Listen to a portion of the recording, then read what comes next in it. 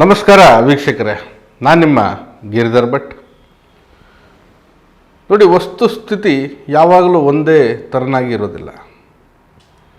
ಮನುಷ್ಯ ದಿನೇಕವಾಗಿ ಹೋರಾಟ ಮಾಡ್ತಾ ಇರ್ತಾನೆ, ತನ್ನ ಉನ್ನತಿಗಾಗಿ, ತನ್ನ ಜೀವನಕ್ಕಾಗಿ, ತನ್ನ ಅನುಕೂಲಕ್ಕಾಗಿ, ಹಾಗೆ ತನಗೆ ಬೇಕಾದಕ್ಕಾಗಿ ಹೋರಾಟ ಸಾಗ್ತಾನೇ ಇರುತ್ತೆ.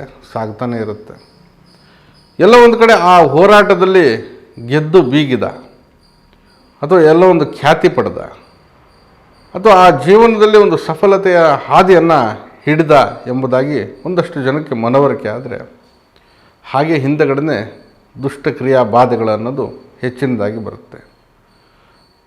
ಮನುಷ್ಯ ತಾನು ಬೆಳೆದಿದ್ದಾನೆ, ಒಂದು ಒಳ್ಳೆಯ ರೀತಿಯಲ್ಲಿ ಜೀವನ ಸಾಗಿಸ್ತಾ ಇದ್ದಾನೆ, ತನ್ನ ಜೀವನದ ಕ್ರಮಗಳು ಬಹಳ ಉತ್ಕೃಷ್ಟವಾಗಿ ಉನ್ನತವಾಗಿದ್ದಾವೆ ಎಂಬುದಾಗಿ ತಿಳಿದ ತಕ್ಷಣ ಸಹ ಆಗದೇ ಇರ್ತಕ್ಕಂಥ ಹಾಗೆ ಹಿಂದೆ ಅವರನ್ನು ಹೇಗಾದರೂ ಮಾಡಿ ತುಳಿಬೇಕು, ಮಸಲತ್ತು ಮಾಡಬೇಕು, ಅವರನ್ನು ಸಂಪೂರ್ಣವಾಗಿ ಒಂದು ರೀತಿಯಲ್ಲಿ ಸಮಸ್ಯಾಬಾಧಿತವಾಗಿ ಕೆಳಮಟ್ಟಕ್ಕೆ ನೂಕಬೇಕೆಂಬುದಾಗಿ ಕಾಯ್ತಾ ಇರ್ತಾರೆ. ಇದು ಅಪಪ್ರಚಾರದಿಂದ, ಅಪಮಾನಗಳಿಂದ, ಹಾಗೆ ಕೆಲಸ ಕಾರ್ಯಗಳಿಂದ, ತೇಜೋವಧೆಗಳಿಂದ, ಇನ್ನೂ ಹೆಚ್ಚಿನದಾಗಿ ಕೆಟ್ಟದಾಗಿರತಕ್ಕಂತಹ ದೃಷ್ಟಿಗಳಿಂದ, ಹಾಗೆ ಮಾಂತ್ರಿಕವಾಗಿ ಕೇಡನ್ನು ಬಯಸ್ತಕ್ಕಂಥ ಒಂದು ಸಂಭವಗಳಿರ್ತವೆ. ಹೀಗೆ ಇಂತಹ ಕೇಡುಗಳು ಅಥವಾ ಅನಪೇಕ್ಷಿತವಾಗಿ ಮಾಡತಕ್ಕಂತಹ ಕೆಲವೊಂದು ವರ್ಗಗಳ ಕುತಂತ್ರಗಳು ಏನಿದ್ದಾವೆ, ನಕಾರಾತ್ಮಕ ಶಕ್ತಿ ಎಂಬುದಾಗಿ ಬಿಡುಗಡೆ ಆಗ್ಬೋದು, ಅಥವಾ ಅವರ ಮನೆ ಮೇಲೆ ಏನೋ ಮಾಡ್ಬೋದು, ಅಥವಾ ಆ ಮನುಷ್ಯನಿಗೆ ಬೇಕಂತಲೇ ಯಾವುದಾದ್ರೂ ಒಂದು ಸ್ವರೂಪವಾಗಿ ತುಳಿಲಿಕ್ಕೆ ಅವನನ್ನೇ ಒಂದು ರೀತಿಯಲ್ಲಿ ಟಾರ್ಗೆಟ್ ಮಾಡಿ ಅವನ ವಿಷಯವಾಗಿ ತಂತ್ರಗಳನ್ನು ಮಾಡ್ಬೋದು. ತಂತ್ರಗಳ ಸ್ವರೂಪ ಬಹಳ ವಿಧಾನಗಳು ಹೆಚ್ಚಾಗಿರ್ತದೆ. ಅದು ಯಾವುದಾದ್ರೂ ಒಂದು ಸ್ವರೂಪವಾಗಿ ಆತನಿಗೆ ಅದು ಆ ಒಂದು ಸಮಸ್ಯೆ ಬಾಧೆಗಳು ಕೊಡಲಿಕ್ಕೆ ಶುರು ಮಾಡಿದಾಗ, ಅಂದರೆ ಅವರು ಮಾಡಿರ್ತಕ್ಕಂಥ ಕೃತ್ಯಗಳೇನಿದ್ದಾವೆ ಆತನಿಗೆ ಅದು ಒಗ್ಗಿದಾಗ ಬಾಧೆಗಳು ಹಿಂದೆನೇ ಶುರು ಆಗ್ತಾ ಹೋಗುತ್ತೆ. ಯಾವ ರೀತಿಯಲ್ಲಿ? ಸಂಕಟ, ದುಃಖ, ದಾರಿದ್ರ್ಯ, ಧನದಾರಿದ್ರ್ಯ, ಮನೆಯಲ್ಲಿ ಅಶಾಂತಿ, ವಾತಾವರಣ ಸರಿ ಇರೋದಿಲ್ಲ, ಒಂದು ರೀತಿಯಲ್ಲಿ ದಿಕ್ಕು ದಾರಿ ದೆಸೆ ಇಲ್ಲದೆ ತನ್ನ ಒಂದು ಉನ್ನತಿಯ ಹಾದಿ ಯಾವ ರೀತಿಯಲ್ಲಿ ನಡೆದಿತ್ತೋ ಅದೇ ರೀತಿಯಲ್ಲಿ ಅದು ಅವನತಿಗೆ ಹಿಡಿಯುತ್ತೆ. ಆತನು ಕೂಡ ಸರ್ವ ಸಂಕಷ್ಟದಲ್ಲಿ ಬೀಳ್ತಾನೆ. ಸ್ವಾಮಿ, ನಾನು 8 ಕಾರ್ ಇಟ್ಟಿದ್ದೆ, 10 ಗಾಡಿ ಇಟ್ಟಿದ್ದೆ, ಇವತ್ತು ಒಂದು ಗಾಡಿ ಇಲ್ಲ, ಎಲ್ಲ ಮಾರಿಟ್ಟಿದ್ದೀನಿ. ನಾನು ಇನ್ನೊಬ್ಬರಿಗೆ ಒಂದಷ್ಟು ಸಾಲ ಕೊಟ್ಟಿದ್ದೆ, ಇವತ್ತು ನಾನೇ ಸಾಲಗಾರರಾಗಿದ್ದೀನಿ. ಮನೆಯಲ್ಲಿ ಜಗಳ ಇದೆ, ಕಲಹ ಇದೆ, ಮಕ್ಕಳು ಹೇಳೋ ಮಾತು ಕೇಳ್ತಾ ಇಲ್ಲ, ಪತಿ ಯಾವುದೋ ಒಂದು ರೂಪದಲ್ಲಿ ಸರಿ ಇಲ್ಲ, ಆಸ್ತಿ ಬರೋದಿತ್ತು, ತೊಂದರೆಯಲ್ಲಿ ಕೂತ್ಕೊಂಡಿದ್ದೆ, ಜನ ಒಂದು ರೀತಿಯಲ್ಲಿ ಬೇರೆ ರೀತಿಯಲ್ಲಿ ಸಮಸ್ಯೆ ಮಾಡ್ತಾ ಇದ್ದಾರೆ, ಅಥವಾ ಸಂಕಷ್ಟಗಳು, ದುಃಖ, ದಾರಿದ್ರ್ಯ, ಆರೋಗ್ಯ ಎಲ್ಲದರಲ್ಲೂ ನನಗೆ ಕೇಡಾಗ್ತಾ ಇದೆ. ಈ ರೀತಿಯಾದಂಥ ಒಂದು ಸಮಸ್ಯೆಗಳು ಸೃಷ್ಟಿಯಾಗುತ್ತೆ. ಮಾಡೋ ಕೆಲಸದಲ್ಲಿ ಏಳಿಗೆ ಇಲ್ಲ, ವ್ಯಾವಹಾರಿಕವಾಗಿ ಬಿದ್ದೋಗಿರುತ್ತೆ, ಕಷ್ಟಗಳು ಹೆಚ್ಚಾಗಿರುತ್ತೆ, ಜೀವನದಲ್ಲಿ ದುಃಖ, ದಾರಿದ್ರ್ಯ, ಇದನ್ನು ಹೊರತುಪಡಿಸಿ ಯಾವುದು ಇಲ್ಲಿ ನಾವು ಕಾಣೋದಿಲ್ಲ. ಇಂತಹ ಒಂದು ಸಂದರ್ಭದಲ್ಲಿ ಮನೆಗೆ ಕೇಡು ಮಾಡಿರ್ತಾರೆ ಎಂಬುದಾಗಿ ನಾವು ತಿಳಿಯಬೇಕು.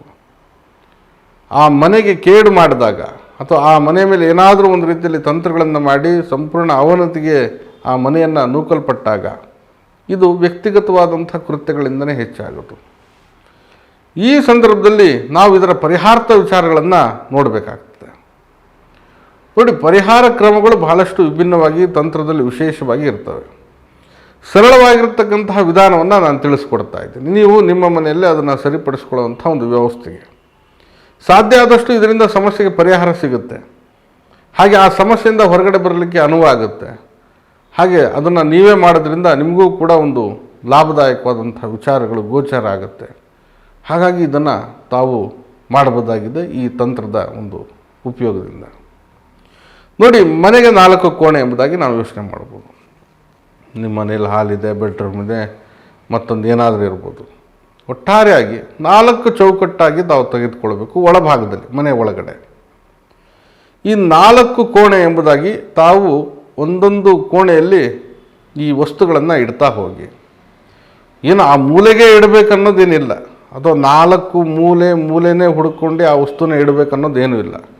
ಇದನ್ನು ಅದರ ಹತ್ತಿರ ಆಸುಪಾಸು, ಅಥವಾ ಅಲ್ಮೇರ, ಅಥವಾ ಏನಿದೆ ಜಾಗ, ಖಾಲಿ ಜಾಗ, ಒಂದು ಇಡೋ ಸ್ಟ್ಯಾಂಡು, ಮತ್ತೊಂದು ಆ ಜಾಗದಲ್ಲಾದರೂ ಅದರ ಹತ್ರ ಅಕ್ಕಪಕ್ಕದಲ್ಲಿ ತಾವು ಇಡ್ಬೋದು, ಏನೂ ತೊಂದರೆ ಇಲ್ಲ. ಇದನ್ನು ತಾವು ಇಡ್ತಾ ಹೋಗಿ.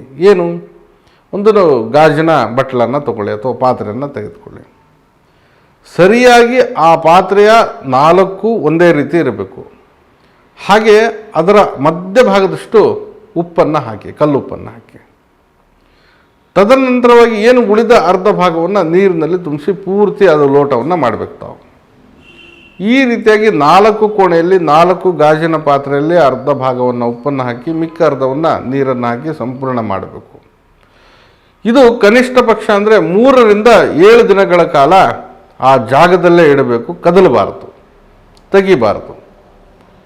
ಈ ಉಪ್ಪು ಆ ಮನೆಯಲ್ಲಿರ್ತಕ್ಕಂಥ ನೆಗೆಟಿವ್ ಅಥವಾ ಋಣಾತ್ಮಕವಾದಂಥ ಶಕ್ತಿ ಅಥವಾ ಯಾವುದೋ ಒಂದು ದೃಷ್ಟಿ, ಮಾಂತ್ರಿಕವಾಗಿರ್ತಕ್ಕಂಥ ಪೀಡೆ ಏನಾರ ಇರಲಿ, ಕೆಟ್ಟದ್ದು ಅನ್ನೋದೇನಿದೆ ಅಥವಾ ಕೇಡನ್ನು ಮಾಡಿಸಿರ್ತಕ್ಕಂಥ ಒಂದು ವ್ಯವಸ್ಥೆ ಏನಿದೆ ಆ ಸಂಪೂರ್ಣವಾಗಿ ಹೀರುತ್ತೆ ಎಂಬುದಾಗಿ ಒಂದು ನಂಬಿಕೆ. ಆ ಉಪ್ಪಿನಲ್ಲಿ ಅಷ್ಟೊಂದು ಶಕ್ತಿ ಇದೆ ಎಂಬತಕ್ಕಂಥದ್ದು ಕೂಡ ನಂಬಿಕೆ. ಇದು ಸಂಪೂರ್ಣವಾಗಿ ತನ್ನಲ್ಲಿ ಆ ಋಣಾತ್ಮಕವಾದಂಥ ಶಕ್ತಿಯನ್ನು ಎಳೆಯುತ್ತೆ. ಆ ಋಣಾತ್ಮಕ ಶಕ್ತಿಗಳು ಹೋದಂತೆ ಮನೆಯಲ್ಲಿ ಧನಾತ್ಮಕವಾದಂಥ ಅಲೆಗಳು ಹೆಚ್ಚಾಗುತ್ತೆ ಎಂಬುದಾಗಿ ಒಂದು ಶಾಸ್ತ್ರ ನಂಬಿಕೆ. ಹೀಗೆ ಮಾಡೋದ್ರಿಂದ ಖಂಡಿತವಾಗಿ ಯಾರಾದರೂ ಕೇಡನ್ನು ಮಾಡಿ ಆ ಮನೆ ಮೇಲೆ ಏನಾದರೂ ತಂತ್ರ ವ್ಯವಸ್ಥೆಗಳನ್ನು ಮಾಡಿ ಸಂಪೂರ್ಣವಾಗಿ ಇದನ್ನು ನಾಶಪಡಿಸ್ಕೊಳ್ಬೇಕಂತಕ್ಕಂಥ ಒಂದು ಹುಂಬತನದಲ್ಲಿ ಮಾಡಿ ಹಾಕಿದರೆ ಖಂಡಿತ ಈ ಉಪಾಯದಿಂದ ನೀವು ಆ ದಾರಿದ್ರ್ಯ ಪೀಡನೆಯಿಂದ ಹೊರಗಡೆ ಬರಲಿಕ್ಕೆ ಬಹಳ ವಿಶೇಷವಾಗಿ ಫಲದಾಯಕವಾದಂಥ ಪರಿಹಾರಾತ್ಮಕವಾದಂಥ ಪರಿಹಾರ ಇದಾಗಿದೆ. ಉಪ್ಪಿನ ಒಂದು ವಿಶೇಷತೆ ಬಹಳಷ್ಟು ದೊಡ್ಡದಿದೆ. ತಂತ್ರದಲ್ಲಿ 1000 ಪಟ್ಟು ಉಪ್ಪಿಗೆ ಶಕ್ತಿ ಇದೆ ಎಂಬುದಾಗಿ ನಾವು ನೋಡಬಹುದಾಗಿದೆ. ಹಾಗಾಗಿ ಅಷ್ಟೊಂದು ಬಲಶಾಲಿಯಾಗಿರ್ತಕ್ಕಂಥ ಇದು ತಂತ್ರ ಸ್ವರೂಪ. ಉಪ್ಪನ್ನು ಉಪಯೋಗಿಸೋದು ದೃಷ್ಟಿಗೂ ಉಪಯೋಗಿಸ್ತಾರೆ, ಮತ್ತೊಂದಕ್ಕೆಲ್ಲ. ಆದರೆ ಈ ಪರಿಹಾರ ಗಾಜಿನ ಪಾತ್ರೆಯಲ್ಲಿ ತಾವು ಮಾಡೋದೇನಿದೆ ಖಂಡಿತ ಋಣಾತ್ಮಕ ಅಥವಾ ನೆಗೆಟಿವ್ ಎನರ್ಜಿ ಅಥವಾ ಯಾರೋ ಏನೋ ಮಾಡಿದ್ದಾರೆ ಎಂಬುದಾಗಿ ಏನು ಅನುಮಾನ ಇದ್ದರೂ ಕೂಡ ಅಷ್ಟೇ, ಅಥವಾ ಮಾಡಿದರೂ ಕೂಡ ಅಷ್ಟೇ, ಎಲ್ಲವೂ ಕೂಡ ಅಲ್ಲಿ ಸರಿ ಹೋಗುತ್ತೆ. ಆ ತೊಂದರೆ ಕಷ್ಟಗಳಿಂದ ಹೊರಗಡೆ ಬರ್ತೀರಾ. ಅಥವಾ ಯಾರಾದರೂ ಬೇಕಂದ್ರೆ ಮಾಡಿದರೂ ಕೂಡ ಆ ಸಮಸ್ಯೆಗೆ ಪರಿಹಾರ ಕೂಡ ದೊರೆಯುತ್ತೆ, ತಾವು ತಮ್ಮ ಮನೆಯಲ್ಲೇ ಈ ವಿಷಯವನ್ನು ಸಾದರಪಡಿಸೋದ್ರಿಂದ. ಹಾಗಾಗಿ ಅತ್ಯಂತ ಸುಲಭವಾಗಿರ್ತಕ್ಕಂಥ ಒಂದು ವಿಧಾನವನ್ನು ನಾನು ನಿಮಗೆ ತಿಳಿಸ್ಕೊಟ್ಟಿದ್ದೀನಿ.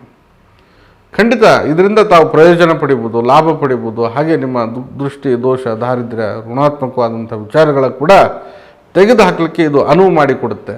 ತಾವು ಇದನ್ನು 3 ರಿಂದ 7 ದಿನಗಳ ಕಾಲ ಇಡಿ. ತದನಂತರವಾಗಿ ಇದನ್ನು ತೆಗೆದುಕೊಂಡು ಹೋಗಿ ಯಾವುದಾದ್ರೂ ಒಂದು ನಿರ್ಜನ ಪ್ರದೇಶಕ್ಕೆ ವಿಸರ್ಜನೆ ಮಾಡಿ. ಜನ ಓಡಾಡುವಂಥ ಪ್ರದೇಶದಲ್ಲಿ ಖಂಡಿತವಾಗಿ ತಾವು ಮಾಡಬೇಡಿ. ನಿರ್ಜನ ಪ್ರದೇಶ ಇರಲಿ, ಅಂತಹ ಜಾಗದಲ್ಲಿ ಇದನ್ನು ವಿಸರ್ಜನೆ ಮಾಡಿಬಿಡಿ. ಜೊತೆಗೆ ವಿಸರ್ಜನೆ ಮಾಡಿ ನಿಮ್ಮ ಲೋಟನ ನಿಮ್ಮ ಮನೆಗೂ ಸಹ ತೆಗೆದುಕೊಂಡು ಹೋಗ್ಬೋದು. ಈ ಇಷ್ಟು ನಿಯಮವನ್ನು ತಾವು ಅನುಸರಿಸಿ ಖಂಡಿತ ಋಣಾತ್ಮಕವಾದಂಥ ಬಾಧೆಗಳು ನಿಮಗೆ ಹೆಚ್ಚಾಗಿ ಘಾಸಿ ಮಾಡ್ತಾ ಇದ್ದರೆ ಆ ಒಂದು ಸಮಸ್ಯೆಗಳಿಂದ ಹೊರಗಡೆ ಬರ್ತೀರಿ ಎಂಬುದಾಗಿ ಖಂಡಿತವಾಗಿ ನಾನು ನಿಮ್ಗೆ ತಿಳಿಸ್ತಾ ಇದ್ದೀನಿ. ಈ ಒಂದು ಪರಿಹಾರ ಅಥವಾ ಈ ಉಪಾಯ ಬಹಳಷ್ಟು ನಿಮಗೆ ಪರಿಹಾರ ಫಲ ಅನ್ನೋದು ನೀಡುತ್ತೆ ಎಂಬುದಾಗಿ ತಿಳಿಸ್ತಾ ಇದ್ದೀನಿ. ನಾನು ನಿಮ್ಮ ಗಿರಿಧರ್ ಭಟ್. ನಮ್ಮ ಕಚೇರಿ ಬಂದು ಜ್ಞಾನಭಾರತಿ ಯೂನಿವರ್ಸಿಟಿ ಕ್ವಾರ್ಟರ್ಸ್ ಸರ್ಕಲ್ ಬಳಿ ಇದೆ ಕಚೇರಿ ಮತ್ತು ಮನೆ, ಬೆಂಗಳೂರಲ್ಲಿ. ಬರೋರು ಖಂಡಿತವಾಗಿ ನೇರವಾಗಿ ಭೇಟಿ ಆಗ್ಬೋದಾಗಿದೆ. ಮೊದಲೇ ಕರೆ ಮಾಡಿ ಸಮಯವನ್ನು ನಿಗದಿಪಡಿಸ್ಕೊಳ್ಳಿ. ಬರಲಿಕ್ಕೆ ಸಾಧ್ಯ ಆಗದೇ ಇದ್ದರೆ ಕರೆ ಮಾಡಿ ಸಹ ತಾವು ವಿಷಯವನ್ನು ತಿಳ್ಕೊಳ್ಬೋದಾಗಿದೆ. ಎಲ್ಲರಿಗೂ ಸಹ ಶುಭವಾಗಲಿ. ನಮಸ್ಕಾರ.